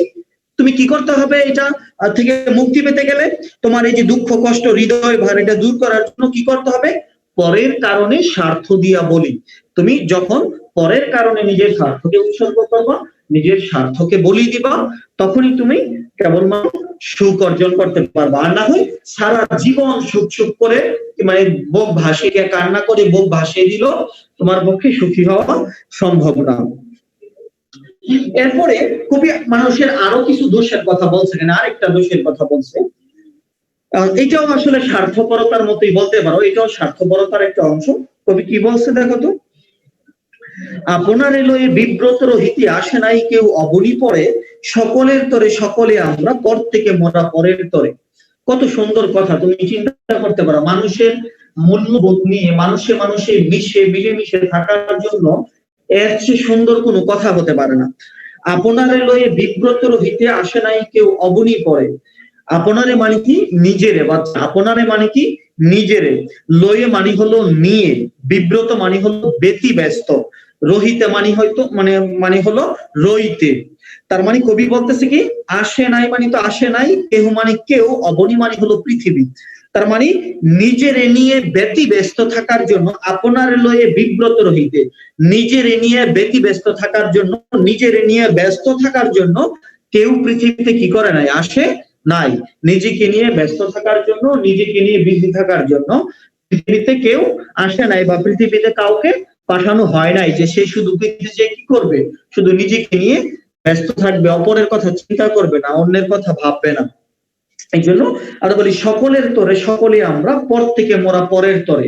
এই জন্য নিজেকে নিয়ে যে একটু ব্যতিব্যস্ত রাখার জন্য আমাদেরকে পৃথিবীতে পাঠানো হয় নাই। এই জন্য যখনই মানুষ নিজেকে নিয়ে আলাদা হয়ে যায়, নিজেকে নিয়ে ব্যতিব্যস্ত থাকে, তখন কিন্তু মানুষ এই সমাজ, এই সংস্কৃতি, এই মানুষ থেকে কি হয়ে যায়, সে বিচ্ছিন্ন হয়ে যায়। তাকে আমরা সমাজ বিচ্ছিন্ন মানুষ হিসেবে চিন্তা করি। আর সমাজ বিচ্ছিন্ন মানুষ কখনো সুখে বাঁচতে পারে না, সুখে থাকতে পারে না। এই জন্য কবি কি বলছে, আমাদের কিভাবে চলতে হবে, সকলের তরে সকলে মোরা, পর থেকে মোরা পরের তরে। এই জন্য আমরা মানুষরা কি, প্রতিটা মানুষ একে অপরের জন্য হতে হবে, প্রতিটা মানুষ একে অপরের জন্য ভাবতে হবে, একে অপরের জন্য কাজ করতে হবে। শুধু নিজেকে স্বার্থ নিয়ে, এই সেলফিশের মতো নিজের স্বার্থ নিয়ে শুধু ভাবলেই হবে না। তো এই যে এখানের মধ্যে সুখ অর্জন করার জন্য, সুখ লাভের জন্য এখানে কিন্তু অনেকগুলো উপায় আসলে বলে দেওয়া হয়েছে। এখানে উপরে অবনীর পরে, এখানে পৃথিবীর উপরে, উপরে শব্দটাকে যদি আমি অ্যাপোস্ট্রফি দিয়ে সংক্ষেপ করতে চাই তাহলে এটা পরে হয়ে যায়। অর্থাৎ পৃথিবীতে, আসলে পৃথিবীতে কেউ নিজেকে নিয়ে ব্যস্ত থাকার জন্য, বিব্রত থাকার জন্য আসে নাই। তো আমরা পুরো কবিতাটাকে একবার আমরা সাম আপ করবো, একবার আমরা এটার মূল বক্তব্যটা আমরা আরেকটু একটু বলে বুঝিয়ে দিব, যাতে সহজে সবাই বুঝতে পারো। সেটা হলো, কবি প্রথম দিকটায় প্রশ্ন করছে যে পৃথিবী থেকে কোনো সুখ নাই, মানুষ কি শুধুই দুঃখ কষ্ট বেদনায় জীবন অতিবাহিত করে দেওয়ার জন্যই কি মানুষ পৃথিবীতে জন্মগ্রহণ করছে? মানুষ পৃথিবীতে জন্ম নেয় দুঃখ কষ্ট সহ্য করার জন্য কি মানুষ শুধু পৃথিবীতে জন্ম নেয়? এর পরের লাইনে কবি যে বলছে না, যে মানুষের শুধু এই দুঃখ কষ্টে আর বেদনায় জীবন কাটিয়ে দেওয়ার জন্যই মানুষ পৃথিবীতে জন্ম নেয়নি। সে কিসের জন্ম, কারণ কি মানুষের অনেক বড় বড় আকাঙ্ক্ষা আছে, উদ্দেশ্য আছে, লক্ষ্য আছে। মানুষ সেই লক্ষ্য বা উদ্দেশ্য অর্জন করার জন্য প্রতিনিয়ত সে কি করে যাবে, কাজ করে যাবে। এই যে লক্ষ্য উদ্দেশ্য অর্জনের জন্য কাজ করবে, এই জন্যই মানুষকে সৃষ্টি করা হয়েছে। মানুষকে কাঁদানোর জন্য সৃষ্টিকর্তা কি করে নাই, মানুষকে কাঁদানোর জন্য সৃষ্টিকর্তা মানুষকে সৃষ্টি করেনি। পরের চরণগুলোতে, পরের যে প্যারাটাতে, এটাতে কবি বলছে আসলে এই সংসারটা হলো আমাদের জন্য একটা আসলে যুদ্ধক্ষেত্র। এই সংসারটা আমাদের জন্য একটা সমরঙ্গন বা যুদ্ধক্ষেত্র। এই যুদ্ধক্ষেত্রে যদি আমরা বিজিত, এই যুদ্ধক্ষেত্রে যদি আমরা জয়ী হিসেবে আমরা উতরে যেতে চাই এই যুদ্ধে, তাহলে আমাদের বীর বেশে এই যুদ্ধটা কি করতে হবে, মোকাবেলা করতে হবে। এবং এই যুদ্ধে যদি আমরা জয় লাভ করতে পারি, তখনই কেবল আমরা কি লাভ করতে পারবো, সুখ লাভ করতে পারবো। কবিতার মূল থিম মনে রাখতে হবে আমাদের, যে আমরা সুখী কিভাবে হতে পারি, বা সুখ জিনিসটা কি সেইটা। আরেকটা উপায় কবি এখানের মধ্যে বলছে, যে আমাদের স্বার্থকে কি দিতে হবে, বলি দিতে হবে অপরের জন্য। নিজের স্বার্থকে যখন অপরের জন্য আমরা বলি দিব, তখনই আমরা ওই প্রকৃত সুখটা আমরা পাবো, যেই সুখটা আসলে স্বার্থপরতার মধ্যে আমরা পেতে পারি না। এরপরে বাচ্চা পরের চরণগুলোতে কবি বলছে যে পরের কারণে আসলে মারা যাওয়ার মধ্যেও আসলে সুখ আছে। তুমি যদি সুখ করে সব সময় ব্যস্ত থাকো আর সুখের পিছনে ছুটতে থাকো, যে আমার সুখ নয়, আমি কষ্টে আছি, আমি দুঃখে আছি, এগুলো প্রতিনিয়ত বলতে থাকো, তাহলে তোমার হৃদয়ের কষ্ট, তোমার মনের কষ্ট বাচ্চা আরো বেড়ে যাবে, তোমার হৃদয়ের কষ্ট আরো বেড়ে যাবে। তো এটা না করে এটা করলে আরো বেড়ে যাবে, কারণ যারা নিজেকে নিয়ে ব্যস্ত থাকে তাদের জন্য আসলে পৃথিবীটা সুখের কোনো জায়গা নয়, তাদের জন্য পৃথিবীটা সুখের কোনো ক্ষেত্র নয়। সুখের ক্ষেত্র কাদের জন্য? যারা নাকি ভাবে সকলের তরে সকলে আমরা, পর থেকে মোরা পরের তরে। যারা ভাবে যে সকলের তরে সকলে আমরা, পর থেকে মোরা পরের তরে। যারা অন্যকে নিজের সাথে মিলিয়ে ভাবার চেষ্টা করে, অন্যকে নিজের সাথে একত্রে করে করার চেষ্টা করে, সবাইকে নিয়ে ভেবে সবাইকে নিয়ে থাকতে পছন্দ করে, তাদের জন্যই আসলে তরে মানে হলো বাচ্চা জন্মে, তরে মানে হলো জন্মে। সকলের তরে সকলে আমরা মানে হলো সকলের জন্য সকলে আমরা, বা সবার জন্য সবাই আমরা, পর থেকে মোরা পরের তরে, এবং আমরা পর থেকেই মানে অন্যের জন্য, তরে মানে হলো জন্য। তো যখন এই মানুষগুলো বিভিন্ন ভেদাভেদ, ধর্মীয় হানাহানি, মারামারি এগুলো ভুলে গিয়ে যখন নিজেরা তোমার মিলেমিশে একত্রে আসলে বসবাস করার চেষ্টা করবে, তখন এই পৃথিবীটা, তখন এই পার্থিব জগৎটা সুন্দর সুখী একটা পৃথিবী সমাজ হিসেবে আমরা দাঁড় করাতে পারবো। তখনই কেবল আমরা এই সুন্দর একটা পৃথিবী বিনির্মাণের দিকে আমরা এগিয়ে যেতে পারবো। না হয় নিজের স্বার্থপরতাকে নিয়ে যদি প্রতিনিয়ত আমরা ভাবতে থাকি এবং ব্যস্ত থাকি, আমাদের মনে যে মানসিক প্রশান্তি বা মানসিক শান্তি, এটা শুধু আমরা ভেবেই যেতে পারবো, কিন্তু কখনো এটা অর্জন করা আমাদের পক্ষে সম্ভব হবে না। বাচ্চা, আমি চেষ্টা করছি বোঝানোর জন্য। সবাই কবিতাটা বুঝতে পারছো কিনা নিজেদের মতো করে একটু আমাকে জানাও দেখি কমেন্টের মাধ্যমে, যে কবিতাটা আসলে বুঝতে পারছো কিনা, যে কবিতাটা আমি আলোচনা করলাম। আচ্ছা, রিফাত, আবিদ, হ্যাঁ, আব্দুর রহমান, আহনাফ হুসাইন, আহনাফ হাবিব, মারাফ, আচ্ছা, হ্যাঁ, প্রায় সবাই বুঝছে। তো আমরা যদি কবিতাটা বুঝে থাকি, তোমরা কবিতাটা আরো মানে আমি তো জাস্ট বলছি, ওই ক্ষেত্রে তোমার অনেক কিছু তোমার মাথার উপর দিয়েও চলে যেতে পারে। তো এই জন্য তুমি জিনিসটাকে আরেকটু ভালো করে বুঝার জন্য শব্দের অর্থগুলো পড়বা, এরপরে পাঠের উদ্দেশ্যটা পড়বা, পাঠ পরিচিতিটা পড়বা, তাহলে এটা আরো পারফেক্টলি তোমার জিনিসটা আত্মস্থ হবে, আরো পারফেক্টলি জিনিসটা আত্মস্থ হবে। আমি শব্দের অর্থগুলো আমি পড়াচ্ছি না, এগুলো তোমরা পড়ে নিবা, নেক্সট দিন আমি জিজ্ঞেস তো করবোই। আমি পাঠের উদ্দেশ্য থেকে বাকি অংশটা একবার আমি একটু রিডিং পড়ে দিচ্ছি, একটু মনোযোগ দিয়ে শোনো। এই কবিতাটা আমাদের এই বইতে দেওয়ার উদ্দেশ্য কি? এই কবিতাটা আমাদের এই বইয়ে দেওয়ার উদ্দেশ্যটা কি, কেন আমাদের বইয়ের মধ্যে এই কবিতাটা আসলে দিল, এই জিনিসটা আমরা এখন দেখতেছি। আত্মকেন্দ্রিকতা ও স্বার্থপরতা ত্যাগ করে মানব প্রেমে উদ্বুদ্ধ হওয়া, এই কবিতাটা আমাদের এই বইয়ে দেওয়ার উদ্দেশ্য কি? আমরা যেন আত্মকেন্দ্রিকতা এগুলোকে এবং স্বার্থপরতা এগুলোকে আমাদের জীবন থেকে বাদ দিয়ে আমরা কি করি, মানব প্রেমে, মানুষের প্রেমে, মানুষের কল্যাণের জন্য যত আমরা নিজেদেরকে কি করতে পারি, নিয়োজিত করতে পারি। এই জন্যই আমাদেরকে এই কবিতাটা এখানে দেওয়া হয়েছে। এরপরে পাঠ পরিচিতিটাতে আসো, বা কবিতার মূল ভাবটা কি। এখানে আমরা সবাই জীবনে সুখী হতে চাই, এটা তো নিঃসন্দেহে, এটা তো বলার অপেক্ষা রাখে না। কেউ জীবনে চায় না যে আমি কষ্ট পেতে চাই, দুঃখী হতে চাই। কিন্তু কিভাবে জীবনে সুখ আসতে পারে, সুখ কবিতায় কবি সেই সম্পর্কে তার ধারণা তুলে ধরেছেন। জগতে যারা কেবল সুখ খোঁজেন, তারা জীবনের দুঃখ যন্ত্রণা দেখে ভাবেন মানুষের জীবন নিরর্থক। এই ধারণা ভুল। জীবনের উদ্দেশ্য ও তাৎপর্য আরো বিস্তৃত, অনেক মহৎ। দুঃখ যন্ত্রণা সয়ে সকল সংকট মোকাবেলা করে জীবন সংগ্রামে সফলতার মাধ্যমেই সুখ অর্জিত হয়। কিন্তু সমাজের অন্য সবার কথা ভুলে কেউ যদি কেবল নিজের স্বার্থ দেখে, সে হয়ে পড়ে আত্মকেন্দ্রিক, স্বার্থপর এবং সমাজ থেকে বিচ্ছিন্ন। আর সমাজ বিচ্ছিন্ন মানুষ প্রকৃত সুখ লাভ করতে পারে না। পক্ষান্তরে অন্যকে আপন ভেবে অন্যের সুখ দুঃখের অংশীদার হয়ে প্রীতি, ভালোবাসা, সেবা ও কল্যাণের মাধ্যমে যে অন্যের মঙ্গলের জন্য ত্যাগ স্বীকার করে, সেই প্রকৃত সুখী। তো আশা করি কবিতার মূল ভাবটা তোমরা বুঝতে পারছো, এই জিনিসটা হয়েছে। বস্তুত মানুষ সামাজিক জীব, পারস্পরিক ত্যাগের মধ্য দিয়ে গড়ে উঠছে মানব সমাজ। এই সমাজে প্রতিটি মানুষ একে অন্যের উপর নির্ভরশীল। তাই অন্যকে বাদ দিয়ে এই সমাজ একলা বাঁচার কথা কেউ ভাবতে পারে না। সুখী হওয়া তো দূরের কথা, তুমি একা মানব বিচ্ছিন্ন, সমাজ বিচ্ছিন্ন হয়ে কি হতে পারো না, সুখী হতে পারো না। এরপরে আমাদের কবি পরিচিতিতে আমরা দেখছি প্রায় 100 বছর আগে এদেশে যে কজন মহিলা সাহিত্য চর্চা করে গেছেন 100 বছর আগে। ওই সময় তো মেয়েদের তোমার পড়ালেখার কথা চিন্তাই করা যেত না, মেয়েদের পড়ালেখার কথা চিন্তাই করা যেত না। কোন বড় বড় মানে যেখানের মধ্যে অনেকগুলো জেলা থেকে একটা স্কুলে এসে পড়তো, ওইখানের মধ্যে একজন দুইজন মেয়ে ছিল। ভার্সিটি লেভেলে পর্যন্ত দুইজন একজন এমন মেয়ে ছিল, কারণ তখনকার সমাজ তো রক্ষণশীল সমাজ ছিল। তখন মনে করতো যে মেয়েরা পড়ালেখা করলে মানে পড়ালেখা করে লাভ কি, শুধু শুধু আলটিমেটলি যে মানে অন্যের বাসায় যে রান্নাই করতে হবে, তো শুধু শুধু মানে রান্নাটা ভালো করে শিখলে হলো, কিভাবে রান্নাটাকে আরো ভালো হলুদ মরিচ দিয়ে কিভাবে আরো সুস্বাদু ভাবে রান্নাটা করা যায় এটা শিখলে হলো।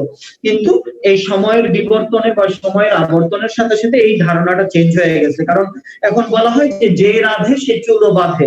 এখন শুধু যে রান্না পারতে হবে এমন না, তোমার রান্না তো পারেই, পাশাপাশি সে যদি নিজের দক্ষতা এবং নিজের শিক্ষাকে কাজে লাগিয়ে তার কর্মক্ষেত্রে যদি সে মানে ভালো কিছু করতে পারে, এটাও সবাই অ্যাপ্রিসিয়েট করা উচিত। শুধু যে একটা মানুষ তার চুলার পারেই তার জীবন অতিবাহিত হয়ে যাবে, এটা আসলে ঠিক না।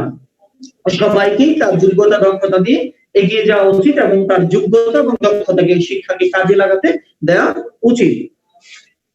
প্রায় 100 বছর আগে এদেশে যে কজন মহিলা সাহিত্য চর্চা করে গেছেন তাদের মধ্যে হলেন কবি কামিনী রায়।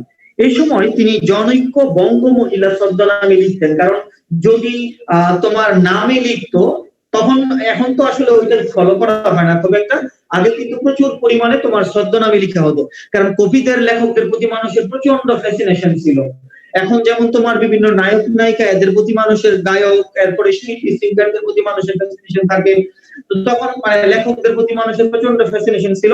এবং যদি জানে যে তুমি এত বড় রাইটার, একজনের কলমুদ্দিনের বাসার পাশে তোমার মানে আছে, মানুষ যদি জানতো, তুমি কিন্তু মানুষের ভিড়ই সামলাতে পারতাম না। তো এই জন্য তারা মানুষ যত ওইভাবে পরিচিত না হয়, মানুষ যাতে এত ওইভাবে না চিনি, এই জন্য বিভিন্ন ছদ্মনাম ব্যবহার করতো। আর মহিলাদের ক্ষেত্রে ছদ্মনামটা ব্যবহার করা আরো জরুরি ছিল এই সেন্সে যে তোমার যদি এক্স্যাক্টলি ওই মহিলার নাম জানে তাহলে সমাজ আসলে সহজে মেনে নিবে না, সমাজ বিভিন্ন অপবাদ দিবে, সমাজ থেকে তারা তাকে বিতাড়িত করে দেওয়ার চেষ্টা করবে। এই জন্য তাকে যাতে কেউ না চিনতে পারে, এই জন্য তোমার ছদ্মনাম ব্যবহার করবে। অনেকগুলো কারণ ছিল আসলে ব্যক্তিগত। তার কবিতা লিখতেন কি নামে? জনৈক্য বঙ্গ মহিলা ছদ্মনামে লিখতেন। তার কবিতা সহজ সরল, মানবিক ও উপদেশমূলক। তার কবিতায় জীবনের মহৎ আদর্শের প্রতি গভীর অনুরাগের পরিচয় আছে। মাত্র 15 বছর বয়সে তিনি আলো ও ছায়া নামে একটি কাব্যগ্রন্থ রচনা করেছিলেন। সুখ কবিতাটি ওই কাব্যগ্রন্থের অন্তর্ভুক্ত। তুমি দেখো বাংলা সাহিত্যের ইতিহাসে মানব প্রেমের জন্য, মানুষকে ভালোবাসার জন্য যেই কতগুলো কবিতা আছে, এইটা মনে হয় ওই 2-3টা কবিতার মধ্যে এই কবিতাটা একটা। উনি এইটা কবিতাটা কত বছর বয়সে লিখছে, এত বড় মানে এমন একটা কবিতা, মাত্র উনি 14-15 বছর বয়সের একটা মেয়ে তোমার এই ধরনের কবিতাটা লিখছে। তুমি চিন্তা করতে পারো মানুষ তখন এই তোমার ওই ধ্যান ধারণা তোমার কতটুকু উন্নত ছিল। মাত্র মানে 14-15 বছরের একটা মেয়ের পক্ষে এই ধরনের একটা কবিতা লেখা, যেটার অর্থ এত বিস্তৃত, এত ব্যাপক, তোমার এই ধরনের একটা কবিতা লিখছে মাত্র অল্প বয়সে। এবং শুধু একটা কবিতা না, পুরো কাব্যগ্রন্থ আলোচনা, পুরো কাব্যগ্রন্থটা উনি লিখে গেছে 15 বছর বয়সে। এই সুখ কবিতাটি ওই কাব্যগ্রন্থেরই একটা কবিতা, ওই বইয়ের একটা কবিতা এটা। তার অন্যান্য উল্লেখযোগ্য গ্রন্থগুলো হচ্ছে নির্মাল্য, অশোক সঙ্গীত, দ্বিপদ, জীবন পথে। কবিতা ছাড়াও কামিনী রায় গল্প, নাটক ও জীবনী গ্রন্থ রচনা করেছেন। সাহিত্য সাধনার স্বীকৃতি হিসেবে তিনি কলকাতা বিশ্ববিদ্যালয়ের জগত্তারিণী পদকে সম্মানিত হন। আবারও বলছি, সাহিত্য সাধনার স্বীকৃতি হিসেবে তিনি কলকাতা বিশ্ববিদ্যালয়ের জগত্তারিণী পদকে সম্মানিত হন। কামিনী রায়ের জন্ম 1864 খ্রিস্টাব্দে বাখরগঞ্জ, বর্তমানে যেটাকে আমরা বরিশাল বলি, বরিশাল জেলার বাসন্ডা গ্রামে, এবং মৃত্যু কলকাতায় 1933 খ্রিস্টাব্দে। আবারও বলছি, কামিনী রায়ের জন্ম 1864 খ্রিস্টাব্দে বাখরগঞ্জ, বর্তমান যেটাকে আমরা বরিশাল বলি। তোমাকে যদি প্রশ্ন করা হয় বাখরগঞ্জের বর্তমান নাম কি, তাহলে তুমি বলবো বরিশাল। আবার যদি বলা হয় যে বরিশালের পূর্ব নাম কি, তাহলে তুমি বলবে বাখরগঞ্জ। জেলার কোন গ্রামে? বাসন্ডা গ্রামে। এবং মৃত্যু কলকাতায় 1933 খ্রিস্টাব্দে। কারণটা কি? এখানের মধ্যে আমরা দেখবো যে আসলে আর আমাদের স্বাধীনতার পরও বিশেষ করে আমাদের সনাতন ধর্মে, তখন তো মানুষের মধ্যে আসলে ধর্ম বিদ্বেষটা একটা সময় মানুষ মিলিয়েছিল, পরে আবার বিভিন্ন মানে ধর্মতান্ত্রিক বা ধর্মীয় দাঙ্গা গুলো এগুলো হওয়ার কারণে বিশেষ করে আমাদের সনাতন ধর্মের অনেক বা হিন্দু ধর্মের অনেক লোকজন আসলে ভারতে চলে গেছিল, কারণ মোটামুটি মানে পাকিস্তান এবং ইন্ডিয়া ধর্মের ভিত্তিতেই মানে ভাগ করা হয়েছিল। এই জন্য তখন এই মানুষ চলে গেছিল এবং মুসলিমদের থেকে অনেকে আবার এদিকে আমাদের এদিকে চলে আসছে বা পাকিস্তান চলে গেছে। তো বাচ্চা এই হলো আমাদের আজকে কবিতাটা। যদি বুঝে থাকো, আমরা নেক্সট দিন যে কাজটা করব সেটা হলো এই কবিতাটা থেকে আমি শর্ট প্রশ্ন ধরবো। এই কবিতাটা থেকে আমি শর্ট প্রশ্ন বা এক কথায় উত্তর দেয়া যায় এমন ধরনের প্রশ্নগুলো ধরবো। এবং তোমাদের যে প্রথম মডেল টেস্ট আছে, তোমাদের এই প্রথম মডেল টেস্টের মধ্যে কিন্তু এই জিনিসগুলোই আসবে। কি কি আসবে আমি বলে দিচ্ছি। বাংলায় কি কি দিব মডেল টেস্টের পরীক্ষাতে, প্রথম মডেল টেস্টে বাংলা মডেল টেস্টের মধ্যে কোন কোন জিনিসগুলো দিব বা কোন কোন জিনিসগুলো তুমি পড়বা, সেটা হলো তুমি কবিতার এমসিকিউ গুলো পড়বা, এমসিকিউ গুলো পড়বা প্লাস শর্ট কোশ্চেন গুলো পড়বা। এক কথায় উত্তর, শুধু এক কথায় উত্তর লিখবা। যেমন বাখরগঞ্জের বর্তমান নাম কি, তুমি শুধু লিখে দিলা বরিশাল। এমন সংক্ষিপ্ত যে প্রশ্নগুলো আছে এগুলো থাকবে, এমসিকিউ থাকবে, এরপরে সত্য মিথ্যা, এরপরে শূন্যস্থান পূরণ, এরপর কবিতার ধরো 2টা লাইন দিয়ে আমি বলে দিলাম যে এই কবিতার পরবর্তী 2টা লাইন কি হবে, ওই পরবর্তী 2টা লাইনও তোমার লিখতে হবে। এরপরে এই যে বিরাম চিহ্ন যে পড়ানো হয়েছে, বিরাম চিহ্ন থেকেও আমি দিব আমাদের যেই গল্পগুলো পড়ানো হয়েছে, যেই গল্পগুলো আমরা অলরেডি পড়াইছি, ওই গল্প থেকে আমি কয়েকটা লাইন তুলে দিব। ওই লাইনগুলোর মধ্যে, ওই গল্পের মধ্যে যেভাবে দাড়ি কমাস কলম জিনিসগুলো ব্যবহার করা হয়েছে, এইভাবে করে তুমি এই জিনিসগুলো ব্যবহার করবা তুমি ওই লাইনগুলোর মধ্যে। বা কবিতার লাইন যদি দিয়ে দিই, কবিতার মধ্যে বিরাম চিহ্নগুলো ওইভাবে যেখানে যা চিহ্ন আছে ওইভাবে করে ব্যবহার করে যাবা, কারণ এটা এইভাবে পড়া জরুরি, যেভাবে বলতেছি এইভাবেই পড়তে হবে। এরপরে মুখস্থ শেষে সৃজনশীল দিব, সৃজনশীল প্রশ্ন দিব, কমপক্ষে একটা তো দিবই লেখার জন্য। দেন হলো আমাদের মুখস্থ টপিক থাকবে, সেকেন্ড পার্ট থেকে কিছু মুখস্থ টপিক থাকবে, এমসিকিউ থাকবে প্লাস শর্ট কোশ্চেন থাকবে, শুধু 2টা টপিক। এই সামনের পরীক্ষাটাতে বিরাম চিহ্নটা থেকেই হয়তো থাকবে। আমরা যেহেতু ওইভাবে পড়ানো হয়েছে কিনা জানি না, আমি তো পড়াই নাই, ওই ক্ষেত্রে আমি ওইখান থেকে দিব না। আর তোমার মুখস্থ টপিক গুলোর মধ্যে যেই এখন ইয়েগুলো পড়তেছো, তোমার এই যেই কি বলা হয় ভাব সম্প্রসারণ পড়তেছো প্লাস যেই অনুচ্ছেদ গুলো পড়তেছো, এগুলোর মধ্যে যেগুলো আমাদের এই লেকচার প্ল্যানে ছিল এই মাসে, ওইগুলোর ভিতর থেকে যে কোনো কিছু আমরা একটা বা 2টা দিব।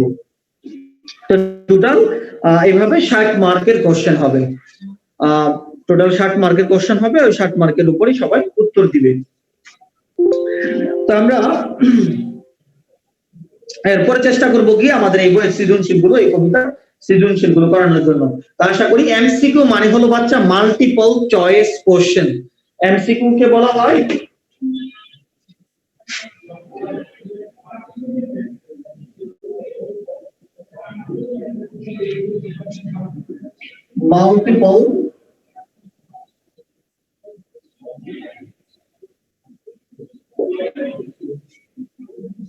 Multiple choice question.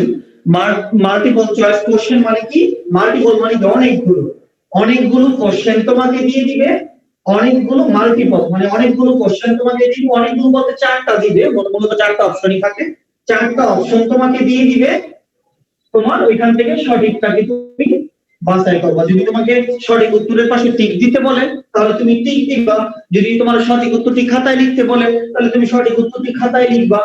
যেভাবে প্রশ্নে বলে দিবে ওইভাবেই করতে হবে। এমনটা করা যাবে না যে প্রশ্নে বলছে টিক দিতে তুমি খাতায় লিখে দিলা, আবার ধরো তোমার বলছে খাতায় লেখার জন্য তুমি টিক দিয়ে দিলা, হবে না। ক্যাডেট পরীক্ষা যারা ক্যাডেটের জন্য যারা কোচিং করে